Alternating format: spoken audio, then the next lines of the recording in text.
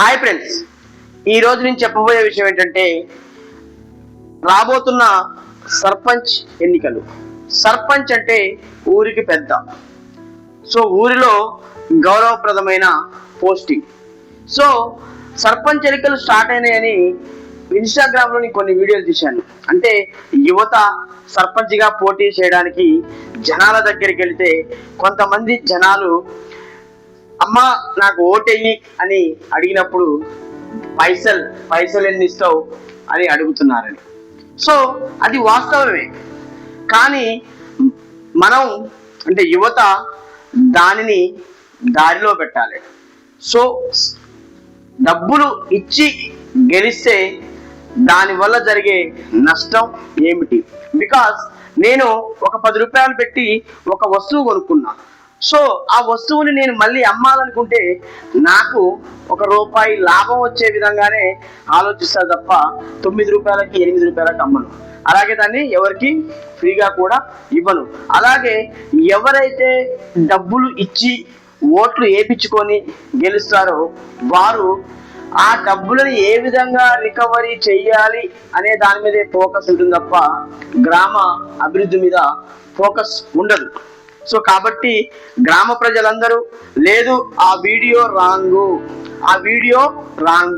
నేను ఆ వీడియోలో చెప్పినట్టు కాదు, దానిని మేము మారుస్తాము, రాస్తాము అని అన్ని గ్రామ ప్రజలు కూడా ముందుకొచ్చి ఎవరైతే యువత పోటీ చేయాలనుకుంటున్నారో ఆ యువతని ప్రోత్సహించండి.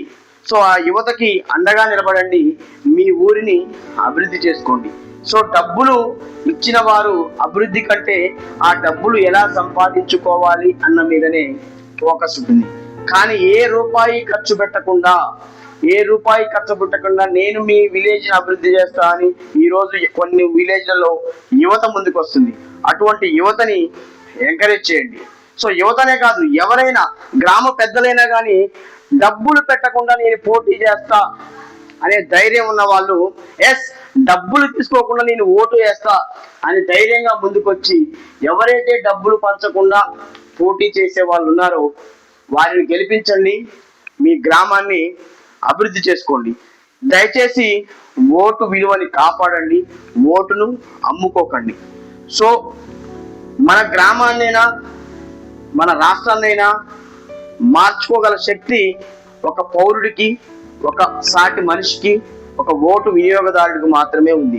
కాబట్టి ఓ ఓటరా మేలుకో, ఇకనైనా మేలుకో. డబ్బులు తీసుకొని ఓటు వేసింది చాలు, నాకు డబ్బులొద్దు, నాకు అభివృద్ధే కావాలి అని ముందుకురా, ఓటేయి.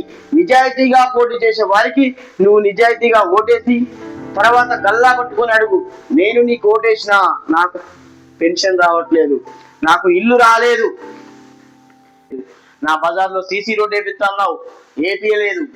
సో మనకి గవర్నమెంట్ నుంచి ఏదైతే రావాలో, ఎటువంటి స్కీమ్స్ అయితే రావాలో అన్నిటి గురించి నిలదీసి అడుగు. కానీ నువ్వు రూపాయి తీసుకొని నిలదీసి కలుగుతావా? అడగలేవు. కాబట్టి నీతి నిజాయితీగా నువ్వుండు, నీతి నిజాయితీగా ఎదుటివాన్ని ఉంచేలా చెయ్యి.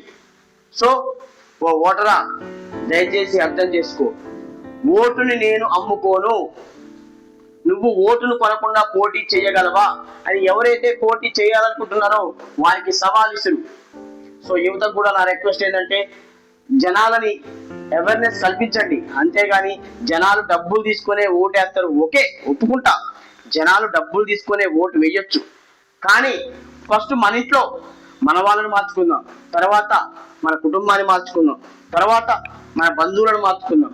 అలా వాళ్ళలో ఓటు యొక్క విలువ తెలియజేసి ఓటు యొక్క ప్రాముఖ్యతను కాపాడి ఎవరైతే నిజాయితీగా పోటీ చేసి గ్రామానికే కావచ్చు, మండలానికే కావచ్చు, జిల్లాకే కావచ్చు, రాష్ట్రానికి కావచ్చు సేవ చేయాలనుకుంటున్నారో అటువంటి సేవకులను మనం తయారు చేద్దాం.